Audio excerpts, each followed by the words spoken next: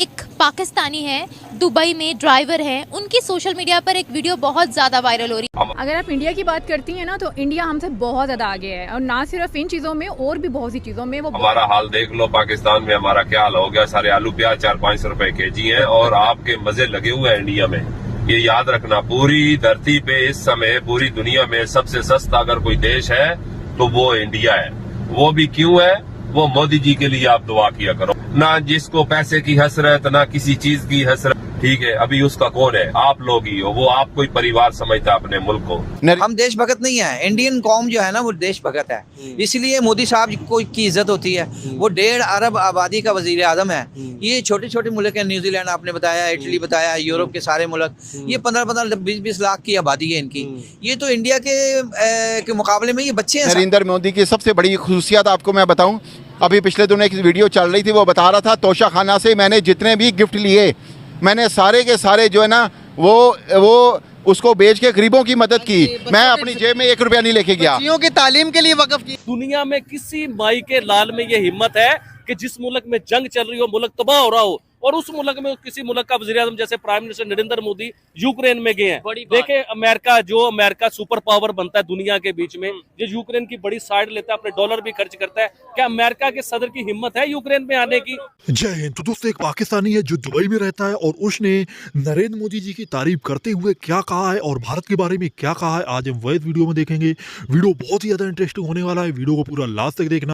साथ ही दोस्तों, अगर अभी तक अपने चैनल जय भारत को लाइक एंड सब्सक्राइब नहीं किया तो प्लीज लाइक एंड सब्सक्राइब कर लेना। साथ ही ये जो ओनर्स के क्लिप्स लिए हैं, इन सभी के चैनल्स को भी लाइक एंड सब्सक्राइब करके बेल आइकन ऑल पे कर लेना। ये लोग भी काफी अच्छा कंटेंट बनाते हैं। तो चलिए दोस्तों, वीडियो को स्टार्ट करते हैं, मिलते हैं वीडियो के लास्ट में। इनकी बातों से आप एग्री करते हैं? देखें, इंडिया बड़ी रैपिड तरक्की कर रहा है, ठीक है। और पूरी दुनिया में इंडिया की जो इकॉनमी है, इंडिया का जो स्टूडेंट है, इंडिया की जो बिज़नेस कम्युनिटी है, उन्होंने अपना नाम पैदा किया है, ठीक है। अभी आपने देखे पीछे इंडिया के अंदर एक कॉन्फ्रेंस हुई है, गालबन G20 कॉन्फ्रेंस हुई है, उसके अंदर दुनिया के अमीर तरीन कंट्रीज़ आए हैं, ठीक है। और वज़ीर आज़म आए हैं, डेफिनेटली आए हैं, ठीक है।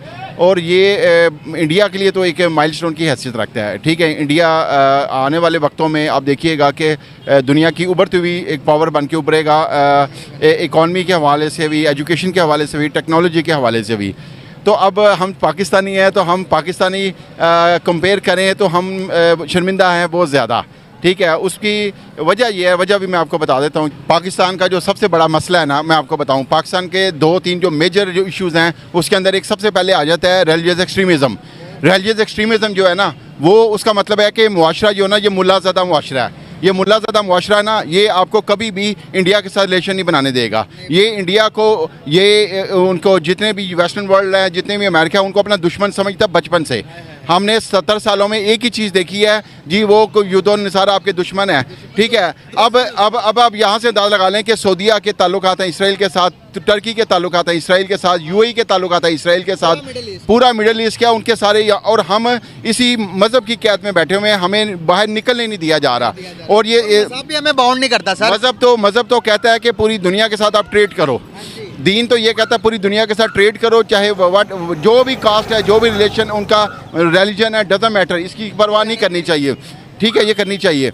लेकिन यहाँ पर जो मज़हब की कैद है ना, इसने मुसलमानों को जो है ना एक घर के अंदर बंद कर दिया है, इनको बाहर निकलने की इजाज़त ही नहीं है। आप यहाँ से अंदाज़ा लगा लें कि इस हद तक हम डरे हुए हैं, इतने डरपोक हैं। हमारे रूलर्स भी जो है ना, वो इतने ज़्यादा हो चुके हैं, रूलर हमारे इतने ज़्यादा फ्रस्ट्रेटेड हैं, इतने ज़्यादा खौफज़दा हैं कि वो मुल्लाओं की इजाज़त के बगैर एक कदम नहीं बढ़ा सकते।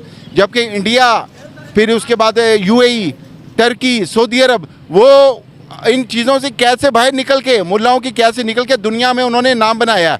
पाकिस्तान आज भी 3rd वर्ल्ड नहीं है, ये 4th वर्ल्ड कंट्री है पाकिस्तान। और उसकी सबसे बड़ी रीज़न है यहाँ पर मुल्लाज़दा मुआशरा है। ये आपको कभी भी तरक्की नहीं करने देंगे। पाकिस्तान तरक्की उस दिन करेगा जिस दिन मुल्लाओं से निजात हासिल करेंगे। जब तक मुल्लाओं का इस मुल्क में चौधराहट है, उनकी बदमाशी है, ये आपको दुनिया में कभी भी कामयाब नहीं होने देंगे। सर, क्या वजूहत देखते हैं आप? दूसरी तरफ यहाँ पर हम इंडिया की बात सुनते, नरेंद्र मोदी की बात सुनते जज्बाती हो जाते हैं, हमारा खून खोलने लग पड़ता है हमारी आवाम। मैं आपको एक बात बताऊँ, बात वाला क्या, इंसान वही कामयाब होता है जो कि तनकीद को बर्दाश्त करता है। जो तनकीद को बर्दाश्त नहीं ना कर सकता, वो कभी भी कामयाब नहीं हो सकता। आपके अंदर ये सलाहियत होनी चाहिए कि आप तल्ख बातों को कड़वी बातों कहते हैं, reality is bitter and uncomfortable. हकीकत जो होती है बड़ी तल्ख होती है। इसको हजम करना किसी किसी के बस की बात है। हमारा जो आपने बात कही है ना कि लोग फ्रस्ट्रेटेड, जो गुस्से में जज्बाती आते हैं, उसकी वजह है, मैं आपको उसकी वजह बताऊं, हमारा मुआशरा तकरीबन मोर देन 75% या मोर देन 80% जो है ना वो एक्सट्रीमिज़म है। हम रिलीजियस एक्सट्रीमिस्ट सोसाइटी हैं, हम मजहबी इंतहापसंद सोसाइटी हैं कि हम लोग जो है ना, मुल्लाओं ने हमें इतनी ब्रेन वॉशिंग कर दी है, इनकी इतनी ब्रेन वॉशिंग कर दी है हमारी, कि हम लोग जो है ना बच्चा बच्चा चलता फिरता बरूद बन गया इस मुल्क। देखे अमेरिका सुपर पावर बनता है दुनिया के बीच में, जो यूक्रेन की बड़ी साइड लेता है, अपने डॉलर भी खर्च करता है, क्या अमेरिका के सदर की हिम्मत है यूक्रेन में आने की?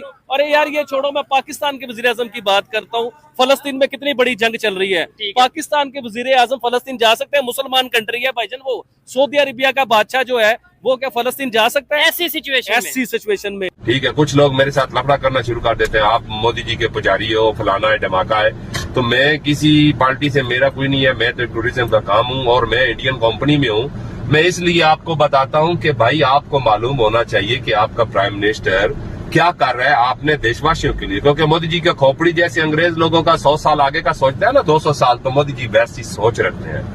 तो इसलिए मैं आपको दुआ करूंगा कि दुआ करो कि ये 10-15 साल और गुजार जाए, तो मान के चलो कि साले अंग्रेज भी आकर आपके यहाँ वो लोग काम करेंगे। ये मैं आपको गारंटी से बोलता हूँ, मेरा भी इधर 13-14 साल का एक्सपीरियंस है यूनाइटेड अरब अमारात में। तो हमने देखा है, अभी आप हमारा हिसाब लगा लो कि पाकिस्तान में कभी इतनी खुदकुशियां नहीं हुई, ठीक है। आटे के पीछे बेचारी लेडीज लोग मर गए, पाँव के नीचे आके मर गए। आलू प्याज देखो वो आसमानों से बातें करते हैं, कुकिंग ऑयल देखो, ठीक है। तो आप तो माशाल्लाह देखो कहाँ पहुंच गए, जिसका कोई हिसाब नहीं है। फिर आप देखो ग्रोसरी शॉप यूनाइटेड अरब अमारात में, क्या पूरे अरब में उसकी ओनर भी इंडियन, सुपर मार्केटों के ओनर भी इंडियन, लुलू बड़ा हैबर मार्केट है उसका भी ओनर इंडियन, गोल्ड के काम में 85% इंडियन, रहने वाली जगह में बरदुबई, करामा, ऊद में था, इब्ने बतूता मॉल की बैक साइड में, डाउन टाउन में, पाम जमेरा में, यहाँ पर भी सबसे ज्यादा इंडियन है। पाम जमेरा वो जगह है जो डेट्स का दरख्त जो बना हुआ है ना समुद्र के अंदर, उसी में देखो अंबानी जी के साहबजादे का भी घर है और शाहरुख खान का भी घर है, ठीक है। तो हर चीज में देखो आपकी कितनी रिस्पेक्ट है। सबसे बड़ी बात है यूनाइटेड अरब अमारात में ये मजहब वाले भेदभाव बिल्कुल नहीं है।